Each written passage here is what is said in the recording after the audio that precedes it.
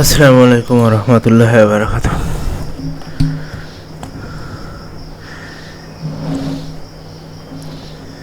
তো জাভাস্ক্রিপ্টের ভিডিও টিউটোরিয়ালে আপনাদেরকে স্বাগতম। তো আজকে আমি আলোচনা করব জাভাস্ক্রিপ্টের স্ট্রিং এবং ইন্টিজার নিয়ে।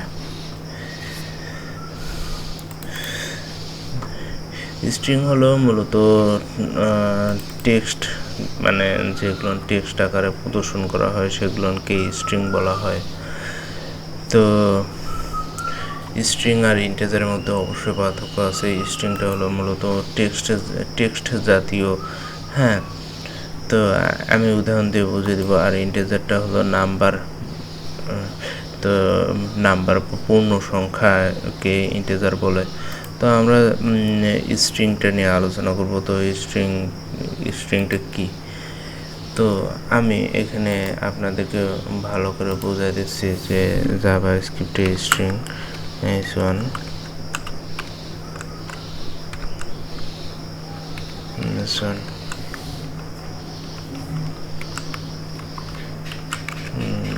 Java SCRIP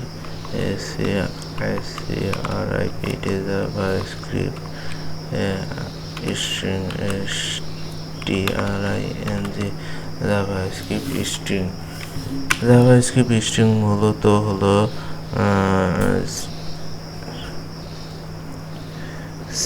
সিঙ্গেল কোডের ভিতরে থাকে জাভাস্ক্রিপ্ট স্ট্রিং, হ্যাঁ। তো এই জাভাস্ক্রিপ্ট স্ট্রিং মূলত মনে করেন যে এই ডাবল কোড এবং সিঙ্গল কোড দ্বারা প্রদর্শন করা হয়। এই যে এইটা সিঙ্গেল কোটেশন এবং ডাবল কোটেশন দ্বারা প্রদর্শন করা হয়।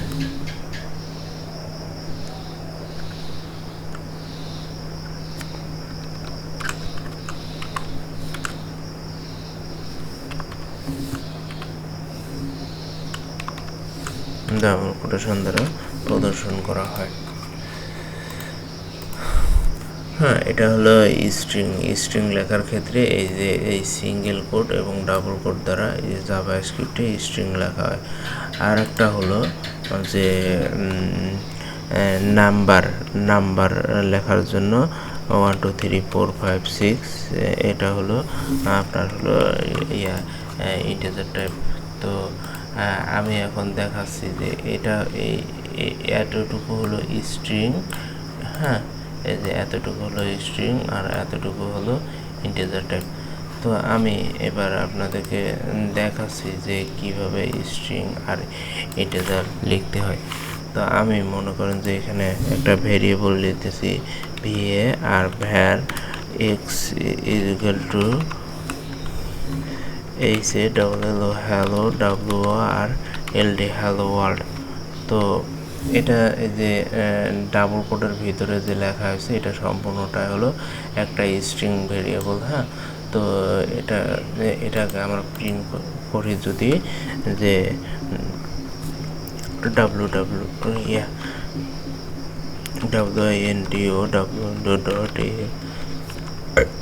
window.alert x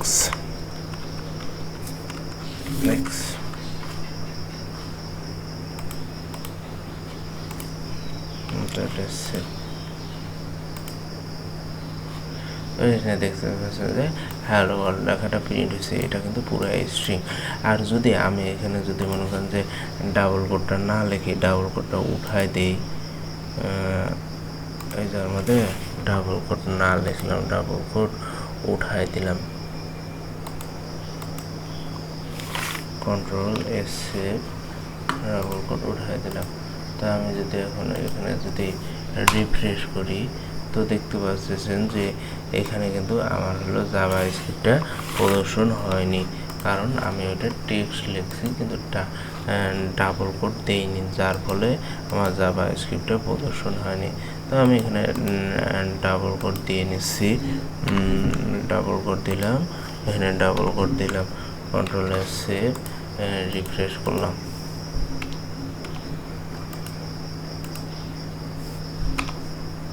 তো দেখতে পাচ্ছেন যে আবার হলো আমার স্ট্রিংটা প্রিন্ট হয়েছে। তো আমি যদি এবার হলো ইন্টিজার লিখি, তো ইন্টিজার মূলত যখন আমি একটা বিষয় বলি আপনাদেরকে, আমি যখন ইন্টিজার এখানে লিখব যে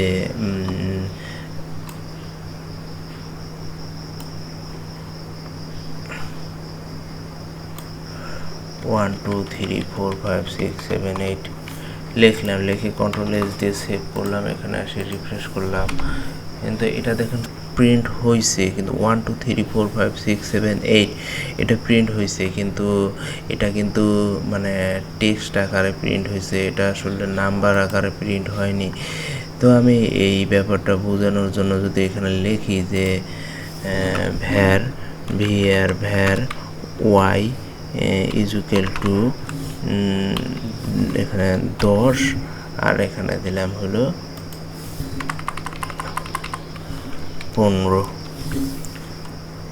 তো 10-এর পরে সেমিকোলন দিলাম, কন্ট্রোল এস দিয়ে সেভ করলাম, এখানে এসে রিফ্রেশ করলাম। তো দেখতে পাচ্ছেন যে সরি আমার ভুল হয়ে গেছে, আমি এটা এখন মডুলেস করিনি। তো আমি এখানে যদি লিখি var z is equal to x plus y, semicolon, control s save, এখন রিফ্রেশ করলাম। তো দেখতে পাচ্ছেন যে এখানে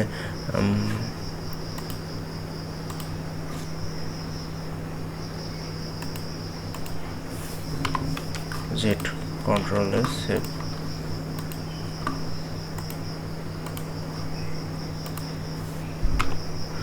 এখানে দেখতে পাচ্ছেন যে শুধু 15টায় প্রিন্ট হয়েছে, পরে নিচের স্ট্রিংটা কিন্তু যোগ নেয়নি। আবার যদি আমি এখানে সেমিক্লোন দেওয়ার ফলে কিন্তু এটা স্ট্রিং হিসেবে ব্রাউজার ধরে নিচ্ছে। তো আমি এটাকে রিমুভ করে দেই, এটাকেও আমি রিমুভ করে দেই, দিয়ে উপরে যদি লিখি যে 10 আর নিচে যদি লিখি যে 12, কন্ট্রোলে সেভ, রিফ্রেশ। তো এখন দেখতে পাচ্ছেন যে ব্রাউজার চিনতে পারতেছে যে এটা একটি নাম্বার। তো নাম্বার কখনো ডাবল কোড বা সিঙ্গেল কোডের ভিতর লেখা হয় না, আর স্ট্রিংটা ডাবল কোড অথবা সিঙ্গেল কোডের ভিতর লেখা হয়। তো আজকে এতটুকু। আসসালামু আলাইকুম ওয়া রাহমাতুল্লাহি ওয়া বারাকাতুহু।